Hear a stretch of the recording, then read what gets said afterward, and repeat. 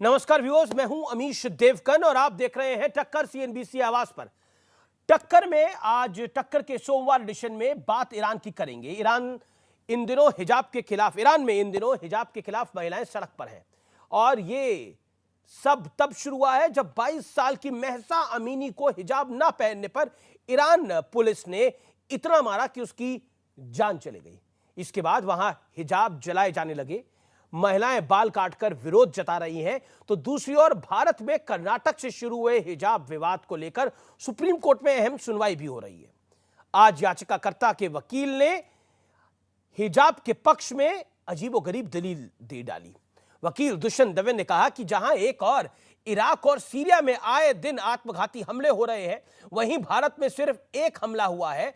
इससे साबित होता है कि अल्पसंख्यकों का भारत में अटूट भरोसा है। लेकिन बड़ा सवाल यह है कि हिजाब को लेकर जिस तरह ईरान में लोग सड़कों पर विरोध कर रहे हैं, क्या भारत के लोग या भारत की वो गैंग सीखेगा जो इस मुद्दे को वुमेन एम्पावरमेंट से जोड़ रहा था। आज इसी मुद्दे पर होगी सीएनबीसी आवाज में मंडे एडिशन में जोरदार टक्कर, ईरान में हिजाब क्रांति। आज इसीलिए हिजाब पर चर्चा करना बेहद आवश्यक है। सीएनबीसी आवाज के दर्शकों से मेरा निवेदन है कि आज अगले 40 से 45 मिनट इस कार्यक्रम को जरूर देखें। पहले ये रिपोर्ट सीएनबीसी आवाज पर, फिर चर्चा को आगे बढ़ाएंगे। आज बहस नहीं, आज चर्चा होगी।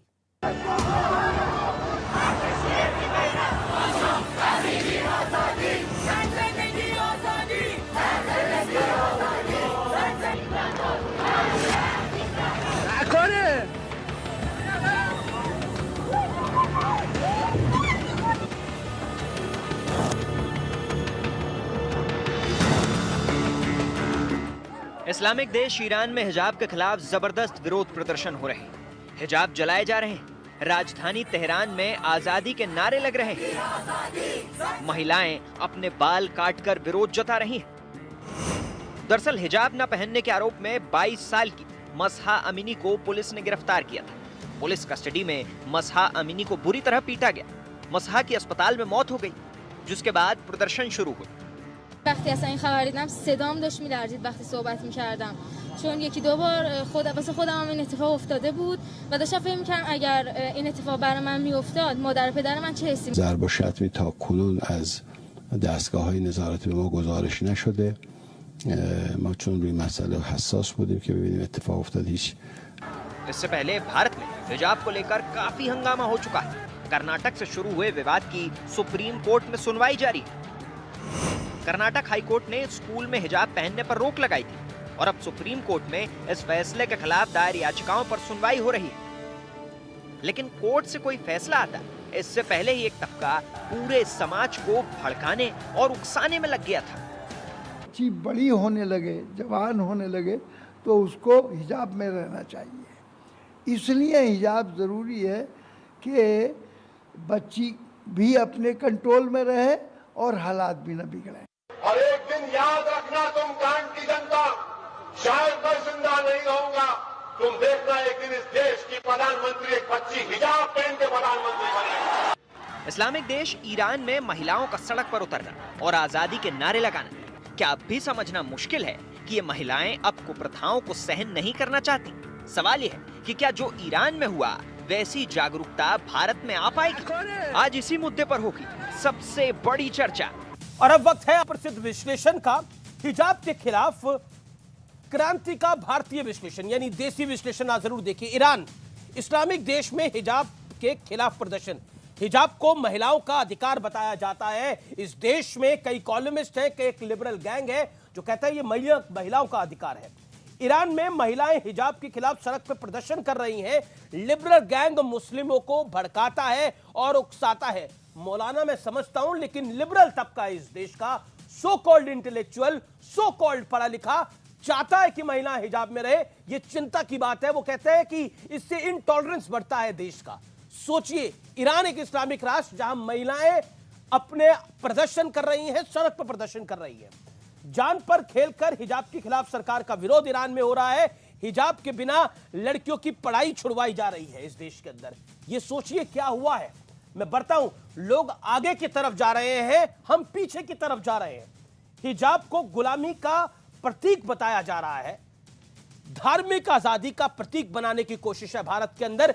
डिफरेंस देखिए, हम लगातार इस बात को कहते थे, आज ईरान में हो रहा है और भारत में क्या होता था, आप खुद सोच सकते हैं।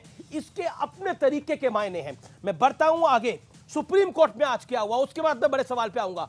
एससी के में सुनवाई के दौरान आत्मघाती हमलों का जिक्र हुआ।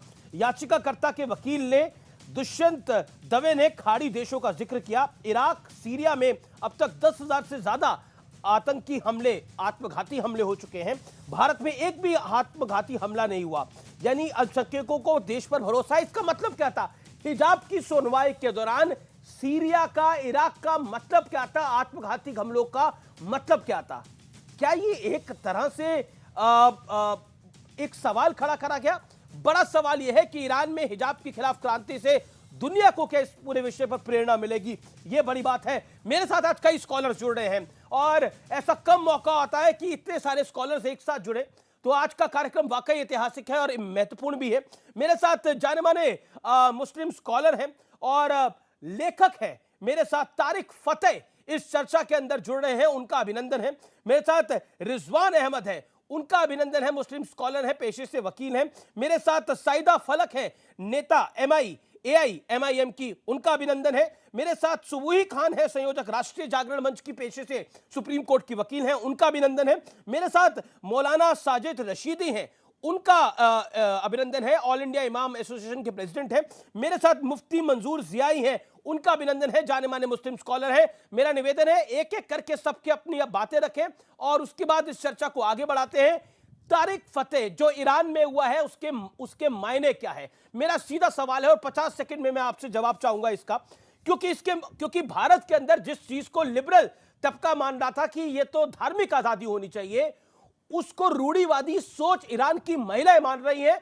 और मैं इस बात को कहने में कोई गुरेज नहीं करूंगा, अपनी जान की बाजी लगा के प्रदर्शन कर रही हैं, अपनी जान की बाजी लगाकर। 20 साल की कैद हो सकती है। और जो मेरी बहनों ने हिम्मत दिखाई है ईरान के अंदर, सलाम करता हूं उसे। और ईरान के अंदर हमेशा ये हिम्मत रही है वहाँ के लोगों की कि वो शाह के अगेंस्ट भी खड़े हुए और इस खुमैनी की रिजीम के अगेंस्ट भी खड़े हुए। लेकिन एक बात जो रह गई कि वो बच्ची जिसको मारा गया वो कुर्दिस्तान की थी। और ये डबल जेपर्डी जिसे आप कहें ना, कि एक तो वो ईरान के अंदर कुर्दों के साथ जो ज्यादती होती है वो तो है ही है, क्योंकि ज्यादातर कुर्द जो हैं वो सुन्नी मुसलमान होते हैं, तो उनके साथ एक अजब जुल्म खैर तुर्की भी करता है। लेकिन वहाँ औरतों ने खुल के जब अपने हिजाब जलाए हैं, बाल काटे हैं, साथ में सियासी नारे लगाए हैं अगेंस्ट द प्रेसिडेंट। और प्रेसिडेंट कौन है? रईसी साहब हैं, जिनके हाथ डूबे हुए हैं खूनों में, जिनका ताल्लुक रहा है स्लॉटर और लोगों को खड़ा करके 5-6 हजार आदमियों को मारा था इन्होंने, जब आयतुल्लाह खुमैनी साहब को वेस्ट ने भेजा था। भाई जी पूरे इस्लाम के शरिया के अंदर जो मौलवियों ने बनाई वो अलग बात है, सर ढांपने का कोई हुक्म नहीं है। कुरान के अंदर स्ट्रेट लफ्जों में कहा, अपने सीनों को ढांपो, क्योंकि कस्टम अरेबिया में ये था कि औरतें जाते वक्त, मर्द जब जाते जंग पे तो वो अपने सीना दिखा के नाचती थीं। उस पे हुक्म हुआ कि अपने सीनों को ढांपो, जिसका तर्जुमा हुआ कि अपनी शर्मगाहों को ढांको। और फिर मौलवियों के हाथ लग गया हिजाब, ये भी तेल आने के बाद। उससे पहले तारिक फतेह साहब, यू मेड योर पॉइंट। मैं इस पूरी चर्चा के अंदर रुक करना चाहता हूं साइदा फलक का, नेता AIMM की हैं। साइदा फलक जी, आप ईरान की इन महिलाओं के साथ ही खड़ी होंगी, क्योंकि ये तो रूढ़िवादी सोच से आजादी चाह रही है। यू आर विद देम इस लड़ाई में? अमिश जी, हमारे देश में बहुत सारे इश्यूज है, बहुत सारे मसाइल है। मैं समझती हूँ उनके बारे में चर्चा होनी चाहिए। मैं ये ज़रूरी नहीं समझती कि ईरान में क्या हो रहा है या दुनिया के बाकी देशों में क्या हो रहा है, क्या नहीं हो रहा है, हम उसके बारे में डिस्कस करें। और उनका अपना खुद का लॉ है और हमारी कंट्री का अलग लॉ है, अलग रूल्स है। तो मैं नहीं समझती कि हमारी कंट्री और उनकी कंट्री को कंपेयर किया जाना चाहिए या हम उनके बारे में डिस्कस करें। हमारी कंट्री में क्या हो रहा है हम उनके उस बारे में डिस्कस कर लेते हैं ना। ठीक है, चलो वहां पे जो उस लड़की को मारा गया वो बहुत गलत है, लेकिन यहाँ पे जो हो रहा है, यहाँ पे जो लड़कियों पे भी जबरदस्ती की जा रही है, हिजाब निकालने के लिए बोला जा रहा है। यहाँ तो नहीं, मेरा सवाल ये है, ईरान में जो महिलाएं विरोध करके प्रदर्शन कर रही हैं, आप उसके पक्ष में है या आप उसके खिलाफ में है? तारिक फतेह ने स्वागत किया, आप स्वागत कर रही हैं या आप खिलाफ में हैं? वहां पे अमीश जी मैं बोल तो रही हूँ, हमें वो ज्यादा जरूरी नहीं है ईरान में क्या हो रहा है डिस्कस करना। यहाँ पे हमारी लड़कियों का ज्यादा जरूरी नहीं है, तो मुझे बताइए, इतना अगर गैर जरूरी है तो आप कार्यक्रम में भी है। एक बात बताइए ना साहिदा फलक जी, जो सुप्रीम कोर्ट साहिदा फलक सुप्रीम कोर्ट में हमारे देश में हिजाब के मामले में सुनवाई चल रही है। आप कह रही है हमारे देश के लिए महत्वपूर्ण नहीं है। हमारे देश के अंदर 1 महीना हिजाब के अलावा कोई चर्चा नहीं हुई। आप भी उसकी चर्चा कर रही थी, आप भी कार्यक्रम में आ रही थी। आप कह रही थी कि लड़कियों को अपना हक मिलना चाहिए, ईरान के अंदर लड़कियों को अपना हक मिलना चाहिए कि नहीं मिलना चाहिए। मेरा 2 टूक सवाल है, आप इतना डरी क्यों हुई है जवाब का देने के लिए? Answer it. आप तो स्पष्ट बोलती है मैडम। मैं अमीश जी मैं बोल तो रही हूँ, वो जो लड़की को मारा गया वो बहुत गलत है, लेकिन हमारे कंट्री में हमारा भी कॉन्स्टिट्यूशन है, हमारी कंट्री में तो हिजाब का समर्थन करने के लिए आप फ्रीडम ऑफ रिलीजन देता है। फ्रीडम ऑफ रिलीजन के वहां नहीं है, मैं पूछ रहा हूँ ईरान के अंदर के फ्रीडम ऑफ इस्लाम नहीं है? वहां पर हिजाब के विरोध क्यों कर रही है महिलाएं? सड़कों पे क्यों उतर आई हैं? जवाब क्या है इसका? मैं तो बड़ा सरल सवाल पूछ रहा हूं। उनको करने दीजिए ना, उनको करने दीजिए, उनको जो करना है उनकी कंट्री में जो हो रहा है वो डिस्कस करना ज्यादा जरूरी नहीं समझती मैं। आपकी राय क्या है? मैं बोल तो रही हूँ, जो लड़की को मारा गया वो बहुत गलत है, और बाकी वो प्रोटेस्ट कर रहे हैं, पहनना चाहते हैं नहीं पहनना चाहते उनकी मर्जी है, उनको उनके हाल पर छोड़ दो। नहीं, उनको अपने हाल पे छोड़ दो। मैं पूछ रहा हूँ कि जो लड़कियां बाल काट रही हैं, जो विरोध कर रही हैं, आप उनके साथ हैं या उनके खिलाफ हैं? ये सिंपल सा सवाल है, जवाब दे दीजिए। अरे भाई देखिए, वो अगर वो नहीं जो हिजाब जला रही है उनके साथ हैं आप? उनकी मर्जी, उनको उनके हाल पर छोड़ दो। मैं बोल तो रही हूँ, जो लड़की 22 साल की लड़की को मारा गया वो गलत है। अब बाकी वहां पे वो पहनना चाहते हैं नहीं पहनना चाहते, प्रोटेस्ट कर रहे हैं नहीं कर रहे हैं, वो सब उनकी कंट्री के इंटरनल मैटर्स है भाई। मतलब यहाँ पर इस्लामिक मामला नहीं है, ये कंट्री का मामला है। तो जब अपनी कंट्री का मामला था आप इसको इस्लामिक मामला बना रही थी। Okay, let me get a perspective. Okay, Subuhi Khan Sahida Falak, ठीक है, ओके, ये कंट्री का मामला है, इस्लामिक मामला है, और आप इन लड़कियों के साथ हैं जो हिजाब का विरोध कर रही हैं, या फिर आप भी कह रही हैं ये देश के बाहर का मामला है? क्या बोलना है इसके ऊपर सुबुई खान?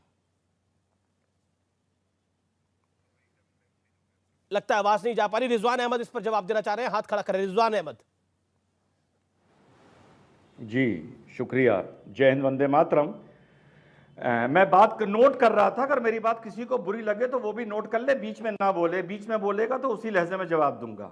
जी हाँ, अभी बड़ी अच्छी बात सुनने को मिली अमीश भाई, या यूं कहूं बड़ी दोगली बात सुनने को मिली कि भाई वो तो ईरान का मैटर है, हम क्या जाने, वो उनका कानून है, हमारे देश की, हम अपने देश की बात करेंगे। अच्छा लगा, सुन के अच्छा लगा।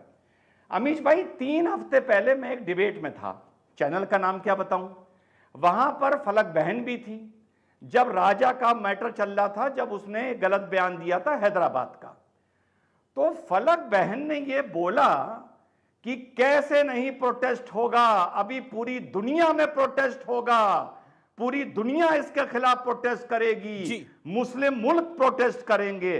3 हफ्ते पहले तो भाई उस दिन तो आपने पूरे मुल्क से के मुसलमानों से रिश्तेदारी कर ली थी। उस दिन तो सारे 55 मुल्क एक प्लेटफॉर्म पे आ गए थे। पहली बात तो मैं इनको काबिल, ठीक है, इनके बोलने के बाद में अब आप फिर बीच में बोल रही हैं अमीश, फिर मैं काउंटर मारूंगा तो आप कहेंगे रिजवान तुम बोलते हो। अच्छा, आप ये क्यों बोली ना? वो बीच में बोल रही है ना, आप बीच में बोलो, आप अपनी बात को रखो 40 सेकंड में। अमीश जी, पहली बात तो मैं रिजवान अहमद तो जैसे इंसान को काबिल नहीं समझती कि मैं उनके साथ डिबेट करूं। अरे भाई, मुझे यार अमीश भाई, अगर इस तरह डिबेट कराना है तो बदतमीजी करूंगा, जवाब दे देती हूं। फिर बदतमीजी करता हूं तो आप कहते हैं रिजवान यार रहम खाओ। अच्छा, बदतमीजी करूंगा के बाद में बोलूंगी। जी एक एक करके दोनों जवाब देंगे। हाँ चुप रहो ना। अब फलक जी तो मेरा निवेदन मानिए ना, वहां पर तो रिजवान आप अपनी बात कर कर ली थी, लेकिन आज पांसा उल्टा पड़ गया, तो आज हिंदुस्तान का मुसलमान अलग हो गया।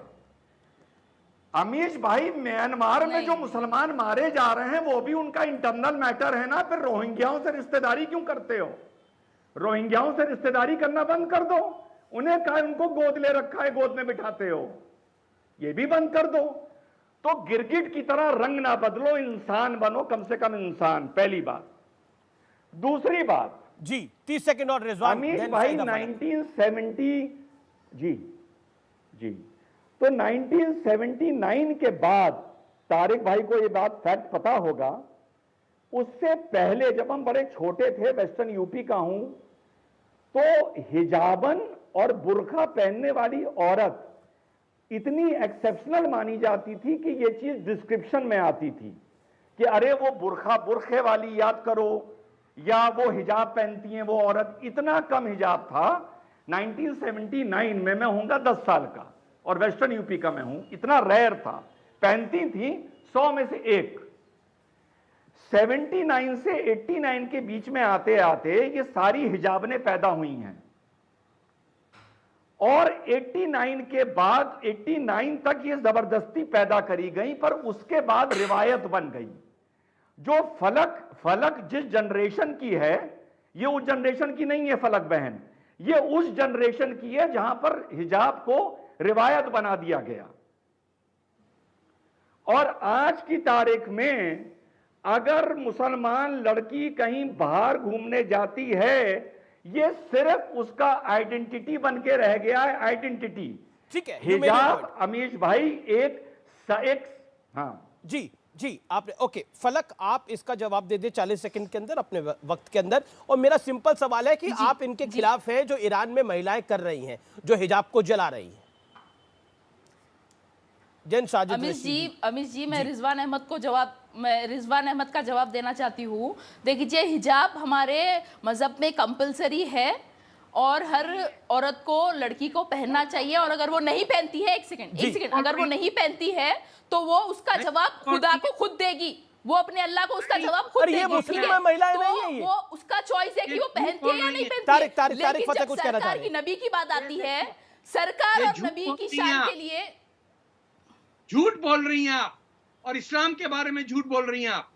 मेरी बात खत्म होने नहीं दी अमीश जी आपने मेरी बात खत्म होने नहीं दी। ठीक है, आप अपनी बात को खत्म करिए। एक सेकंड अमीश जी, आपने मेरी बात खत्म बिल्कुल आपको वक्त मिलेगा। एक सेकंड, आप कह रहे हैं इस्लाम का ये हिस्सा है, तो वो जी नहीं है, हाँ हिस्सा है, जरूरी है। वो औरत अपना खुद जवाब खुदा को खुद देगी, वो उसकी पर्सनल चॉइस है, फॉलो करे ना करे। अगर वो नहीं करेगी तो अपना जवाब खुद देगी। जब नबी की बात आती है तो वो नबी की शान के लिए सारी दुनिया के मुसलमान कुर्बान है, तो वो हम कोई दूसरे देशों के मुसलमान को, क्योंकि हमारे नबी सारे दुनिया के मुसलमानों के नबी है, तो हम किसी को रोक नहीं सकते। और ठीक है, अब आप जवाब सुन लीजिए। तारिक फतेह से जवाब सुन लीजिए। तारिक फतेह से जवाब सुन लीजिए 40 सेकंड का। Then सुबुई Khan and Maulana Sajid Rashidi. Okay, ये झूठ तारिक साहब, ये झूठ मुसलमान औरतों को प्रिजनर बनाने का ये औरतें खुद कर रही हैं। ये उसकी निशानदेही कर रही हैं कि मर्द ने क्या कहा है कि मेरी 4 बीवियों और मेरी बेतहाशा लौंडियों, तुमको ये करना है, तो कोई और मर्द ना देख ले। कुरान में क्लियर लफ्ज लिखा है औरतों को। अल्लाह ताला ने कहा है, आप झूठ मत बोले आगे, कि अपने सीनों को ढांपो, ये लिखा हुआ। इनसे मुंह से सीना लफ्ज नहीं निकलता, तो इन्होंने झूठ बोल के उसको सर कह दिया। इस कदर झूठ। जो इंसान अपने मुल्क का नहीं हो सका वो हमें सिखाएगा मजहब के बारे में। जो इंसान खुद अपने मुल्क का नहीं हो सका वो हमें अपने मजहब के बारे में सिखाएगा। तुम होते कौन हो? आउटसाइडर। आउटसाइडर, तुम क्या सिखाओगे हमें हमारे राइट्स या हमारा मजहब? चलिए, अगर ये आउटसाइडर लग रहे हैं तो इनसाइडर रिजवान की बात का जवाब दे दीजिए आप। इनसाइडर सुबुई खान की जवाब का। तारिक फतेह आउटसाइडर हैं। आउटसाइडर हमें पर्सपेक्टिव नहीं चाहिए, लेकिन आप जी आउटसाइडर हमें पर्सपेक्टिव नहीं चाहिए, लेकिन हवाला वही का दिया जाएगा। Okay, you made your point. Okay, Subuhi Khan 40 second. Subuhi Khan, जी जी जी। अमीश, एक बार मैंने न्यूज 18 की ही डिबेट पर एक कहावत बोली थी कि किसी को इतना भी मत डराइए कि उसका डर निकल जाए। यही अब मुसलमान समाज के बच्चों के साथ हो रहा है। आपने इस्लाम का नाम ले लेकर उसका इतना शोषण कर दिया, आपने अपनी सत्ता चलाने के लिए उसका जीना इतना मुहाल कर दिया कि अब वो सड़कों पे उतर आया है। उसको उतर आना ही था। 2006 की सेंटर फॉर स्ट्रेटेजिक स्टडीज की एक रिपोर्ट थी जो ईरानियन प्रेसिडेंट ऑफिस का एक पार्ट है। उसकी रिपोर्ट थी 34% ईरानियन नहीं चाहते हैं कि उनके ऊपर सरकार की जोर जबरदस्ती हो कि क्या पहनना है और क्या नहीं पहनना है, लेकिन उन लोगों ने नहीं सुनी। महासा अमीनी हमारे सामने अब आई हैं जिनको मार दिया गया मॉरल पुलिसिंग के द्वारा। ऐसे ही निदा आगा सुल्तान को मार दिया गया था। ऐसे बहुत सारी महिलाओं के नाम है जो हिजाब के लिए प्रोटेस्ट करने में अपनी जान गंवा चुकी हैं, मर्डर तक किया जा चुका है। और औरतें ही क्यों, नावेद अफकारी एक नाम के एक रेसलर थे जिन्होंने अयतुल्लाह खुमैनी के कट्टर रजीम के खिलाफ आवाज उठाई थी, उनको भी मर्डर कर दिया गया था। तो देखिए ये जो हो रहा है वो तो होना ही है। और सैयदा फलक को मैं ये बताना चाहती हूँ कि वो कहती है ना कि नहीं नहीं ईरान का हमसे क्या मतलब है, हमसे क्या मतलब है, ये भी मैं कुछ सेकंड में बताना चाहती हूँ अमीश। ये इस्लामिक स्टेट रातों रात नहीं बन जाते हैं। मुसलमानों को पहले बोला जाता है कि आप अलग हैं, आपका खाना पीना अलग है, आपकी भाषा अलग है, आपकी शिक्षा अलग है, कानून अलग है, न्याय प्रणाली अलग है। आप पहले उन लड़कियों की फिक्र कर लीजिए जिनकी पढ़ाई छूट जा रही है, जिनको पढ़ने मेरा गला ठीक नहीं है अमीश। अमीश मेरा गला ठीक नहीं है, मुझे प्लीज, मैं बहुत इंपॉर्टेंट बात बोलने जा रही हूँ, बहुत इंपॉर्टेंट बात बोलने जा रही हूँ, कुछ सेकंड्स दे दीजिए। मेरा गला ठीक नहीं है, बीच में ना बोले। इस्लामिक स्टेट ईरान जैसी, अफगानिस्तान जैसी या सीरिया जैसी या पाकिस्तान जैसी रातों रात नहीं बन जाती हैं। पहले मुसलमान को उसके देश से तोड़ा जाता है, उसकी भाषा, खान पान, उसकी शिक्षा, उसकी न्याय प्रणाली, उसकी कानून व्यवस्था सब अलग है। तब उसके दिमाग में विक्टिम कार्ड डाला जाता है कि बेटा डरो। कुछ डर जाते हैं और इन नेताओं के पीछे चल देते हैं, कुछ सोचते हैं हमें क्या मतलब। साजिद रशीदी, साजिद रशीदी, ठीक है, you made your point, audio down. Okay, Sajid Rashidi, Sajid Rashidi, then Ziyai साहब, साजिद रशीदी। देखिए अमीश, एक चीज समझ लीजिए, अगर बहस को बहस बनाकर किया जाता है तो फिर उसका निष्कर्ष नहीं निकलता। अगर हम डिबेट को समझने और समझाने के लिए करें तो शायद उसका कुछ निष्कर्ष निकलता है। जी, यहाँ होता क्या है कि 2 और 2 5 हैं, एक समुदाय तो इस पर अड़ा हुआ है और 2 और 2 4 होते हैं, एक आदमी इसको साबित करने में लगा हुआ है। तो सामने वाला मानता ही नहीं है कि साहब 2 और 2 4 हैं, 2 और 2 5 है, वो तो कहेगा जी 2 और 2 5 होते हैं। मेरा मानना यह है, इस ईरान में इस्लामिक रूल होते हैं, आप वहाँ की तुलना हिंदुस्तान से कर ही नहीं सकते। इसलिए नहीं कर सकते क्योंकि ईरान में इस्लामिक लॉ है, हिंदुस्तान में संविधान चलता है, यहाँ कानून से हुकूमत होती है। अगर आप इस्लामिक लॉ को हिंदुस्तान के कानून से लाकर खड़ा करेंगे तो मैं समझता हूँ ये नाइंसाफी है। बिल्कुल आप सही बात कह रहे हैं, मतलब नहीं निकलता। बिल्कुल आप सही बात कह रहे हैं कि नाइंसाफी है, इसलिए ये पेरोकियल माइंडसेट, हिजाब वाला माइंडसेट जो है वो भारत जैसे संविधान प्रधान देश के अंदर जायज नहीं है। यही तो बात समझाई जा रही थी 1 महीने से कि यहाँ पर स्कूल की ड्रेस काम करती है, या हिजाब थोड़ी काम करेगा, स्कूल के अंदर हिजाब थोड़ी डाल के जाएगा। आप मेरी बात ही नहीं सुनना चाहते। मैं तो सुनना चाह रहा हूँ आपकी बात। मैंने पूरी बात नहीं की, आप बीच में आ गए, गलत बात है ना। आप सबको सुन रहे हैं, मुझे 20 मिनट के बाद आपने टाइम दिया और 1 मिनट भी बर्दाश्त नहीं कर पा रहे हैं आप मुझे, गलत बात है ना भाई। तो आप हिजाब जलाने को सही कहते हैं? मुझे कम से कम 1 मिनट तो बोलने दीजिए। नहीं, मैं यहाँ टॉक शो नहीं खेल रहा हूँ, यहाँ रैपिड फायर नहीं चल रहा है कि ये सही है ये गलत है। आप मुझे बोलने दीजिए, मेरे साथ रैपिड फायर मत खेलिए ना। रैपिड फायर आपके साथ क्यों खेलेंगे? आप तो ऑलरेडी फायर के साथ खेल रहे हैं। आपके साथ रैपिड फायर कैसे खेलेंगे? आप तो ऑलरेडी फायर के साथ खेल रहे हैं।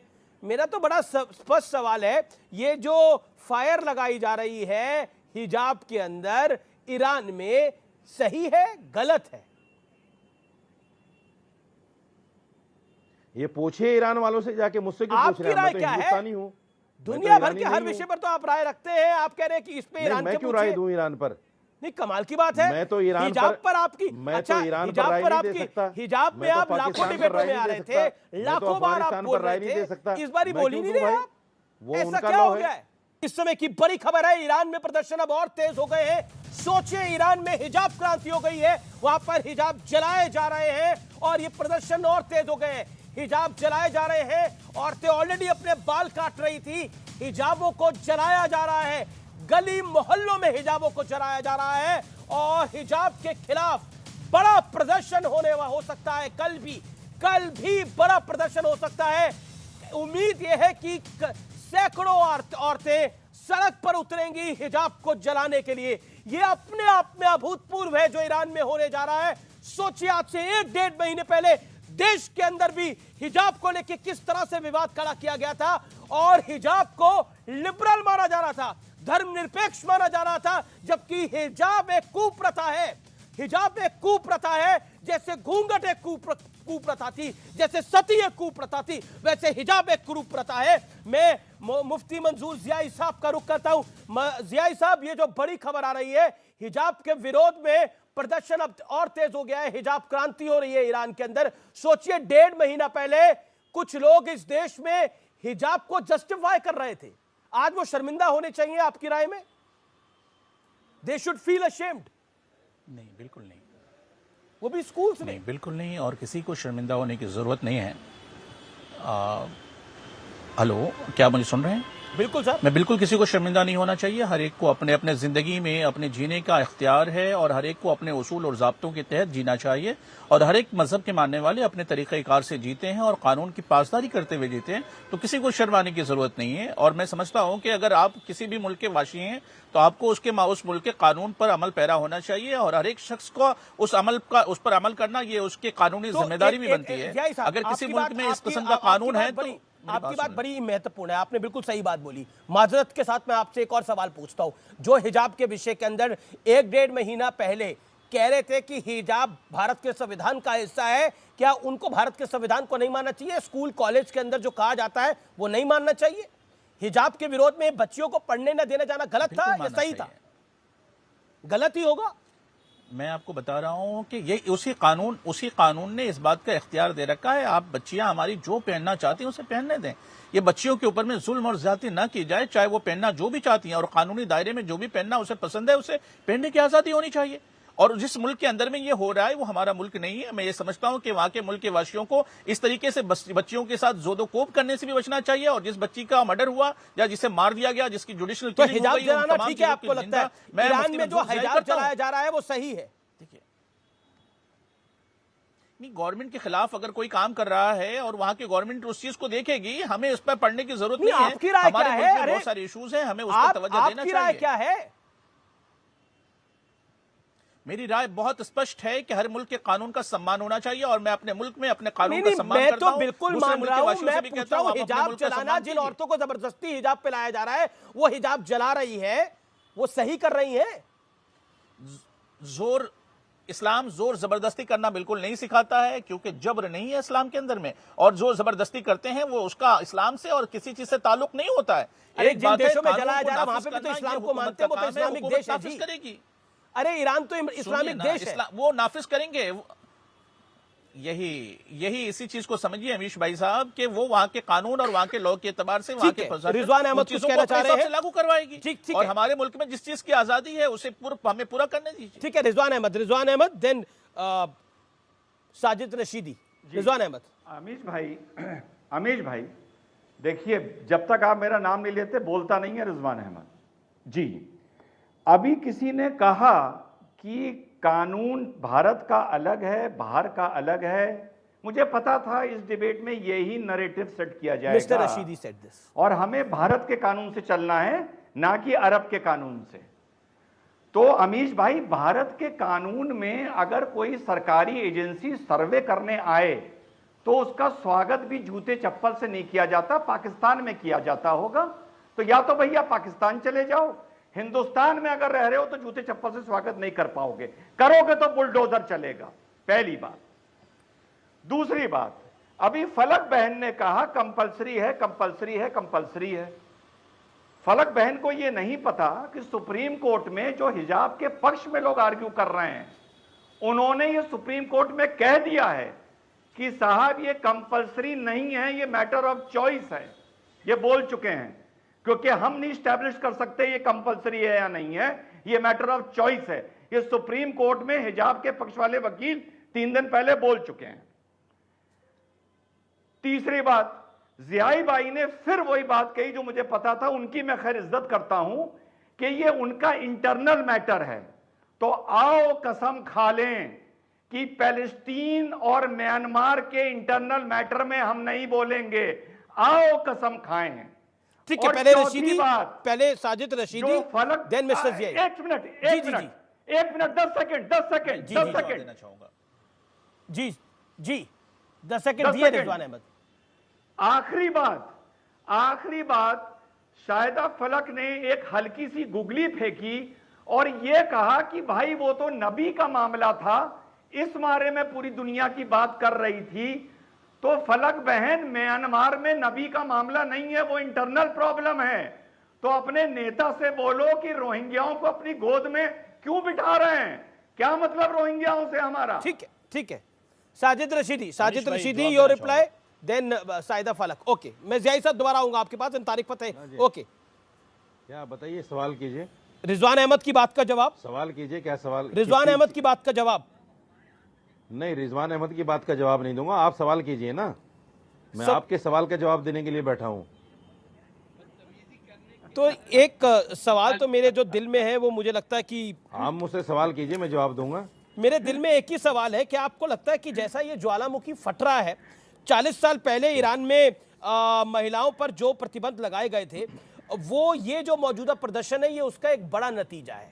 क्या आपको लगता नहीं है कि रूढ़िवादी सोच को आपको भी समर्थन नहीं देना चाहिए? जो आपने दिया था वो गलत दिया था, you should take it back. देखिए, बात सुनिए, मैं फिर कहता हूं, शायद आपने उस बात को समझी नहीं या जानबूझकर आप उसको दोबारा कहलवाना चाहते हैं। मेरी बात सुनिए, एक है इस्लाम और एक है मुसलमान का अमल, इसको अलग अलग रखिए। जब आप मुसलमान के अमल से इस्लाम को आंकते हैं तो कहीं ना कहीं इस्लाम पर चोट करने की कोशिश करते हैं। मुसलमान शराबी हो सकता है, मुसलमान जिनाकार हो सकता है, मुसलमान चोर हो सकता है, मुसलमान कुछ भी कर सकता है, लेकिन इस्लाम इन चीजों की इजाजत नहीं देता। इस्लाम में जो तो हिजाब इस्लाम में है, आप कह रहे हैं हिजाब इस्लाम का हिस्सा है, आप कह रहे हैं हिजाब इस्लाम का हिस्सा है, ये अलग मैटर है। हिजाब इस्लाम का हिस्सा है आप कह रहे हैं? बिल्कुल, शरीयत में पर्दा करने के लिए कहा गया है और ताकीद के साथ कहा गया है। जो लोग नहीं मानना चाहते ना माने। ओके, तारिक फतेह बज रहे हो बजते रहे, उनसे कोई फर्क नहीं पड़ता इस्लाम पर। तारिक फतेह भोंपू बजते हैं, वो बजते रहते हैं। इन्होंने बड़े अभी तो ईरान में महिलाएं भोंपू बजा रही हैं। हाँ, इन्होंने कुरान से हटा के फौरन आगे शरीयत पे।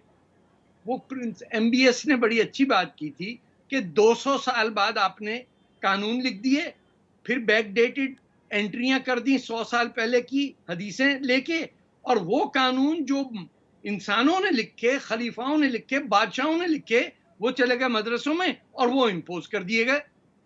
यानी कुरान के अंदर इतना क्लियरली लिखा है कि अपने सीनों को ढांप के रखो। इन्होंने उसका मतलब क्या निकाला? पहले तो लफ्ज हिजाब नहीं होता था, 1970s तक। कुरान में पढ़ के सुना देता हूँ, अगर आपको कुरान का पता नहीं, मैं पढ़ के सुना देता हूँ। आपको शायद कुरान का पता नहीं है, मैं सुनाता हूँ पढ़ के कुरान क्या है, पर्दे के बारे में कुरान क्या है, मैं पढ़ के सुनाता हूँ। आपको नहीं पता? अरे भैया, शैतानी मत करो। भाई साहब, आपको नहीं पता, फतेह साहब आपको नहीं पता। आप तो अपनी मर्जी का इस्लाम बताना चाहते हैं लोगों को। आपकी मर्जी है, मेरी मर्जी से इस्लाम नहीं चलता। इस्लाम तो कुरान है, हदीस है।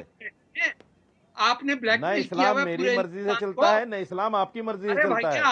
इस्लाम तो कुरान है, इस्लाम तो हदीस है, और कुरान आप नहीं जानते, मैं पढ़ के सुना देता हूँ। मैं सुनाऊँ आपको पर्दे के बारे में कुरान क्या कहा है? एक सेकंड चुप होकर मैं बताता हूँ। साजिद रशीदी शांत, बताता हूँ कुरान क्या कहता है। तारिक फतेह अपनी बात को 30 सेकंड में रख ले, फिर आप विरोध कर लीजिएगा। देखिए, साजिद रशीदी यहाँ पे अरबी जबान में बात नहीं होगी। हाँ, करिए। ये झूठ बहुत हो गया कि मुसलमानों को डरा डरा के मुल्ला, जिनको ठपा ठपा के 5 साल से अरबी पढ़ाई जाती है मदरसों में, वो आके फिर यहाँ झूठ बोलते हैं और अरबी में कुछ भी बोलते हैं। बोले ये देखिए, पाक साहब बात की है, कुरान में क्लियर लिखा है सीना ढांपो, सर ढांपने की बात ही नहीं हुई है। ये इनके नजरों में ये जो खलीफा है सारे उमैयदों के, जिनकी 200 बीवियां होती थी, लखनऊ के नवाब हों या कहीं के हो, ये उनका मसला था कि कैसे औरतों को बचाया जाए, उनके सर ढांपे जाए, कोई पहचान ना ले। अरे जवाब आप मुझे दीजिए, मैं इनसे गुफ्तगू भी नहीं करने के लिए तैयार हूं। ये हिंदुस्तान के अंदर सुराख। ठीक है एक सेकंड जियाई साहब भी कुछ कहना चाह रहे हैं। Okay Sajid Rashidi 30 second, then Ziyai साहब। मैं 30 सेकंड में जवाब देता हूं, 30 सेकंड मुझे दीजिए जी, 30 सेकंड दीजिए। देखिए, कुरान अल्लाह की वो वाहिद किताब है जिसके बारे में नबी सल्लल्लाहु अलैहि वसल्लम के ज़माने में भी बहुत सारे मुनाफिकीन कुरान को सुनने में, कुरान को पढ़ने में डरते थे। आज भी ऐसे लोग मौजूद हैं जो कुरान को सुनना नहीं चाहते, कुरान को पढ़ना नहीं चाहते, कुरान पर अमल नहीं करना चाहते। नहीं देखिए, ये चर्चा कुरान पे नहीं है, ये चर्चा कुरान पे नहीं है, ये चर्चा है जो ईरान में हो रहा है। इसलिए इसको मैं धार्मिक चर्चा नहीं बनाना चाहता। एक सेकंड, मेरा निवेदन है, ये चर्चा कुरान पे नहीं है। ये देखिए, ये पॉइंट, मेरा पॉइंट ये है, ये चर्चा को मैं क्यों कर रहा हूँ। इस्लामिक मान्यता मानने वाले देश हिजाब के खिलाफ प्रदर्शन कर रहे हैं और भारत के अंदर इसको महिलाओं का अधिकार बताया जा रहा है। मेरा पॉइंट सिर्फ ये है, इसके अलावा कुछ नहीं है। मेरी परेशानी सिर्फ ये है कि इस पूरे मुद्दे को अगर आप धर्म के नाम पर जोड़ रहे हैं तो वो गलत जोड़ रहे हैं। ये मुद्दा वुमेन एम्पावरमेंट का है। मैं जियाई साहब आपका रुख करना चाहता हूं और फिर रिजवान अहमद आपके पास आता हूं। जियाई साहब एक बात बताइए 40 सेकंड के अंदर, ये वुमेन एम्पावरमेंट का मुद्दा है, इसको धर्म के चश्मे के साथ क्यों देखा जा रहा है?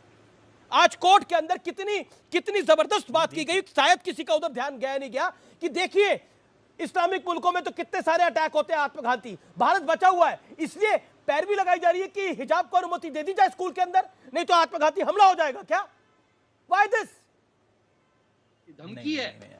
अमीर जी मैं आपको बताऊं, वुमेन के प्रोटेक्शन की जहां बात है, वुमेन के एम्पावरमेंट की जहां बात है, वो पैगंबर अलैहिस्सलातु तस्लीम ने और इसी कुरान ने वुमेन को इतना एम्पावर किया है, औरतों को इतनी इज्जत और आबरू के साथ रखने की बात कही है ताकि वो बेपर्दगी में कोई और उसे ना देख सके। ये तो इज्जत और उसके आबरू और उसके एम्पावरमेंट की बात हो रही है। मानने दे रहा है सर इस बात को? पॉइंट तो यही है कि इस्लाम ने कहा होगा, लेकिन मुल्ला का इस्लाम कहां मानने दे रहा है? इस तरीके से बात नहीं होती है। अरे भाई साहब, फिर आपने मुल्ला का इस्लाम कह दिया, ये तरीका है बात करने का? अमीर जी एकदम सलीके से आपसे बात कर रहे हैं, आप समझ नहीं रहे उस चीज को। हम कुरान की बात कर रहे हैं, सुनिए। और उसी कुरान के अंदर में हमारी बहनों को किस तरीके से पर्दे का हुक्म दिया है, सुनिए। दे दिया हुक्म। एक सेकंड, आप जिम्मेदार आदमी हैं, मेरा निवेदन है, लेट हिम कंप्लीट, बाल काट रही हैं, जो पर्दे काट रही हैं, जो नकाब को जला रही हैं, आपने उसको इस्लाम से जोड़ने की बात की। आप इसे देखें कि वहां पर जिन बच्चियों ने जलाया है या जिन बच्चों ने काटा है, तो क्या आप देखिए, आप बागियों को मानने वाले लोग हैं जो बगावत कर रहे हैं, आप उसको एग्जाम्पल बना रहे हैं। ये एग्जाम्पल आप नहीं बना सकते हैं। आप समझने की कोशिश कीजिए, वहां का कानून है, उसे अपने कानून पर अमल करने दीजिए। हमारे मुल्क ने हमें इस बात का इख्तियार दिया है। आप ज्यादती कर रहे हैं, बागी को मारने की बात नहीं है यहाँ पर जिसको वुमेन एम्पावरमेंट माना जा रहा है। पॉइंट सुनिए जियाई साहब, मेरा पॉइंट सुनिए, मेरा हम्बल सबमिशन है, आप जिम्मेदार आदमी है, मैं जिम्मेदारी से आपसे बात कर रहा हूं। मैंने क्यों बोला मुल्ला का इस्लाम? मुल्ला का इस्लाम इसलिए क्योंकि जब कर्नाटक के अंदर हिजाब विवाद आया, एक स्कूल के ड्रेस कोड का विषय था, इसको जबरदस्ती धर्म और जाति धर्म के साथ जोड़ा गया, जाति के साथ नहीं धर्म के साथ जोड़ा गया। Point number 1। पॉइंट नंबर 2, एक इस्लामिक देश के अंदर इसका विरोध हो रहा है क्योंकि औरतें दबा कुचला हुआ अपने आप को महसूस कर रही हैं, और भारत के अंदर ये दौर हम लेके आना चाहते हैं। क्या बनाना चाहते हैं हम भारत के अंदर? आप देखें अमीर जी, आप जिस दबे कुचले की बात कर रहे हैं, अगर आप उसे एग्जाम्पल देंगे तो ये एग्जाम्पल नहीं होगा, बल्कि कानून इस्लामी को एग्जाम्पल दीजिए ना कि पूरी दुनिया के इस्लामी कानून क्या हैं। आप उसे एग्जाम्पल देने के बजाय उन बच्चियों को एग्जाम्पल के तौर पर पेश करने की कोशिश कर रहे हैं। जो आपको भी बराबर का हक देते हैं, मुझे भी बराबर का हक देते हैं, वो किसी को काफिर नहीं कहते। हमारी बच्चियों को इस्लाम ने एम्पावरमेंट किया है, हमें पैगंबर ने बच्चियों को एम्पावरमेंट करके उसको ऊंचा मकाम दिया है। Subuhi Khan wants to revert, then Sajid. Okay hold on, Subuhi Khan. Ziyai साहब, आपकी इस बात से तो मैं बिल्कुल इत्तेफाक रखती हूं कि पैगंबर मोहम्मद सल्लल्लाहु अलैहि वसल्लम को मैं फेमिनिस्ट मानती हूं, महिला अधिकारों की बात करते थे। लेकिन आज हम क्या कर रहे हैं महिलाओं के साथ? ईरान का ही मैं आपको उदाहरण दे देती हूं। एक तरफ आप कह रहे हैं हिजाब में लपेट के बुरके में रख दो औरत को, इसी ईरान में अयतुल्ला खुमैनी ने औरतों की शादी की उम्र घटा के 13 साल कर दी थी।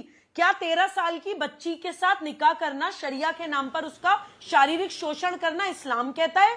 कम से कम ये तो हम अपने अंदर झांक कर देख लें कि हम कर क्या रहे हैं। इतना दोहरा चरित्र, एक मजहब के नाम पर इतना डबल स्टैंडर्ड कि मतलब जो आपके काबू में आ जाए उसको तो 13 साल की बच्ची का आप सेक्सुअल वायलेशन कर दो, शारीरिक शोषण कर दो, और जो आपके बस में ना हो, जो आपके काबू में ना हो, उसको काले कपड़े में बैठा दो। ये डबल स्टैंडर्ड्स और ये अपने मन की कुंठा ये लोग इस्लाम के नाम पर क्यों निकालते हैं? जिया साहब वांट टू रिप्लाई। कहां तक मुसलमान महिलाएं बर्दाश्त करेंगी? मुफ्ती मंजूर जियाई। सुबोही जी सुन लीजिए, जवाब सुन लीजिए। देखिए पूरी दुनिया में 12 साल, 13 साल, 15 साल, 17 साल ये उम्रें जो मुतय्यन हैं ये अलग अलग जावियों के हिसाब से, वहां के क्लाइमेट के हिसाब से मुतय्यन है। ये किसी के ऊपर जोर जबरदस्ती करना नहीं है। जहां की बच्चियां इस लायक हो जाती हैं 15 साल की उम्र में, किसी मुल्क में आप जाकर देख लें 13 साल की उम्र में, किसी में 15 साल की उम्र में बच्चियां बड़ी हो जाती हैं। अगर वो शादी के लायक हैं और करना चाहती हैं तो उसमें क्या दिक्कत है? वहां तो जोर जबरदस्ती नहीं है। वक्त ब्रेक का हो चला है, लेकिन इस बड़ी चर्चा पर ईरान में हिजाब क्रांति पर सीएनबीसी आवाज पे टक्कर में यह बड़ा कार्यक्रम ब्रेक के बाद भी जारी है, जहां पर बड़े दिग्गज स्कॉलर्स आज मौजूद हैं।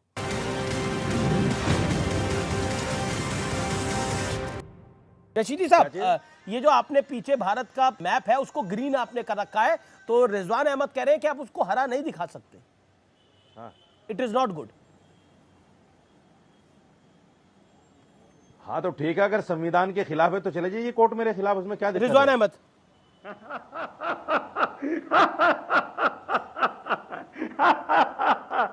एक मिनट अमीश भाई, अब देखिए जवाब नहीं है ना, अब जवाब नहीं है तो रावण जैसी हंसी हंसेंगे। दे रहा हूं अमीश भाई, जवाब नहीं है ना अमीश भाई, इन्हें छेड़ना है, इन्हें बात नहीं करनी है। दरअसल बात क्या है अमीश, इनको छेड़ना है और इस्लाम के खिलाफ, मुसलमान के खिलाफ बोलना है। जी बोलिए 10 सेकंड बोलिए। जवाब नहीं देता अमीश भाई, मैं ऐसे आदमी को दरगुजर करता हूँ, नजरअंदाज करता हूँ, मैं अहम नहीं समझता। अच्छा ठीक है रिजवान अहमद, आपको 10 सेकंड दिए। देन साइदा फलक काफी देर से इंतजार कर रही है शांति से। जी मेरा जवाब यह है कि जिस संविधान की आप दुहाई दे रहे हो, जब उसी संविधान में चुनी हुई सरकार मदरसों का सर्वे कराने के लिए बोलती है तो तुम बोलते हो उसके जूते चप्पल मारो।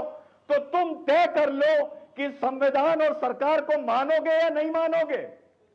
रशीदी साहब, अमीश नहीं बोला, अमीश 10 सेकंड दीजिए। अमीश 10 सेकंड दीजिए। जी 10 सेकंड दिए।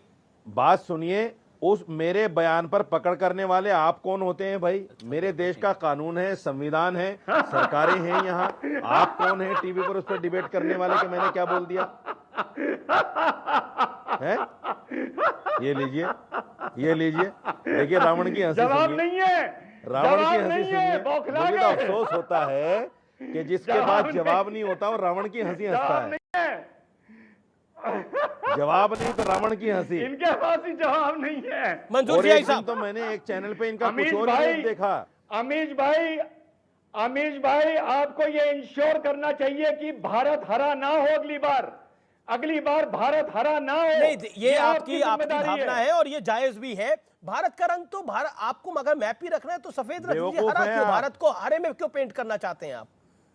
भाई साहब बेवकूफ हैं आप। आपको तो हर अच्छी चीज में बुराई दिखनी है, आपको अकल ही नहीं, क्या करें? अफसोस है आपकी अकल पे, क्या कर सकते हैं? पता नहीं कौन अक्लमंद है और कौन बेवकूफ है, लेकिन इस पर चर्चा नहीं है। मैं साइदा फलक आपके पास आता हूँ। साइदा फलक, क्या आपको लगता है कि हिजाब को लेकर जो कंट्रोवर्सी हुई दैट वाज क्रिएटेड, और वो क्रिएट इसलिए हुई, और आप तो खुद एक महिला हैं और सुबुई खान भी महिला हैं, आप ज्यादा दोनों इस विषय पर बोल सकती हैं, क्या महिलाओं को दबाना, उनको हिजाब डलवाना क्या जायज है, या घूंघट डलवाना क्या जायज है? पॉइंट ये है, और उसका समर्थन करना और कहना कि धर्मनिरपेक्षता है। ईरान में देखिए क्या हो रहा है।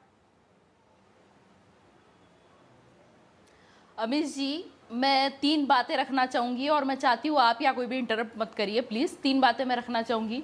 पहली बात तो अभी आप लोग जो इस्लाम में लड़कियों की शादी को लेकर बोल रहे थे, इस्लाम में माँ बाप लड़की के खिलाफ जाकर उसका निकाह नहीं कर सकते। उसको, लड़की को पूरा हक है कि वो अपनी मर्जी से निकाह करे। तो इस्लाम में औरतों के लिए बहुत सारे राइट्स तो हैं। हिजाब क्यों डलवा रहे हो जबरदस्ती उन लड़कियों को? बोल रहे थे कि हमारे तो हिजाब में इस्लाम की बात ही नहीं हो रही, मैं तो हिजाब की बात कर रहा हूँ। इस्लाम कैसे आ जाता है बीच के अंदर? हिजाब क्यों जबरदस्ती लड़कियों को डलवाया जा रहा है? ईरान के अंदर उतारा जा रहा है, हिंदुस्तान में डलवाया जा रहा है। हिंदुस्तान को कहां लेके जाना चाहते हैं हम? हाँ, मैं बोलूंगी, आप सुन तो लीजिए मेरी बात, मैं बोलूंगी। थोड़ी देर पहले आप बोल रहे थे हमारे देश में जो हिजाब का मुद्दा है वो बात धर्म की नहीं है, वो बात वुमेन एम्पावरमेंट की है। आपने यही बोला था ना। आपके हिसाब से वुमेन एम्पावरमेंट क्या है? जब महिला आजाद होती है, उसे आजादी होती है हर चीज की कि वो अपनी मर्जी जो चाहे करे। और यहाँ पे जो लड़कियां चाहती है कि वो अपनी मर्जी से हिजाब पहने, आप उन पर जोर जबरदस्ती करके बोलते हैं कि हिजाब मत पहनो, तो वुमेन एम्पावरमेंट कैसा हुआ? Okay okay, Rizwan Ahmed 30 second, Rizwan Ahmed wants to make a point. Rizwan Ahmed, नहीं, मेरी बात खत्म नहीं हुई अमित जी। अमित जी, एक मिनट दिया मैंने आपको अपनी बात करने का। रिजवान, फलक बस इतना बता दो कि रोहिंग्याओं के मैटर में इंटरफियर करना चाहिए या नहीं करना चाहिए? जवाब। काबिल रिजवान अहमद को मैं काबिल नहीं समझती कि मैं उनके साथ डिबेट कर रही हूँ, उनकी बात का कोई जवाब दूं। मैं बस ये चाहती हूँ कि आप लोग सब ईरानियों को छोड़ो, पहले अपने देशवासियों की फिक्र करो। आप उन बच्चियों की फिक्र करो जिनकी पढ़ाई छुड़ाई जा रही है, जिनको पढ़ाई करने से रोका जा रहा है। आप ईरानियों को छोड़ो ना, उनके पास तो फाइन लगाया जाता है, हिजाब ना करने पर अरेस्ट किया जाता है। हमारे पास तो हमारा संविधान है, हमारे संविधान तो हमें freedom of choice, freedom of religion देता है। करना चाहिए, बस इतना बता दो। बस इतना बता दो, करना चाहिए नहीं करना चाहिए? रही हूँ, पहले अपने देशवासियों की फिक्र कर लो, पहले हिंदुस्तानी मुसलमानों की फिक्र कर लो, यानी रोहिंग्याओं की ना करो। बहुत बहुत शुक्रिया आप तमाम लोगों का। फिलहाल इस चर्चा को यहीं समाप्त करते हैं। सोचिए, भारत एक ऐसा देश है जहां पर हिजाब को धर्मनिरपेक्षता की निशानी बताया जा रहा है, और ईरान जो एक इस्लामिक देश है वहां पर इस मान्यता के खिलाफ प्रदर्शन हो रहा है। दैट इज द पॉइंट, और यही आज की चर्चा का कंक्लूजन भी है। फिलहाल सीएनबीसी आवाज की टक्कर को यहीं समाप्त करते हैं। उम्मीद है आपको यह कार्यक्रम पसंद आया होगा। जरूर शेयर करें इसे। नमस्कार।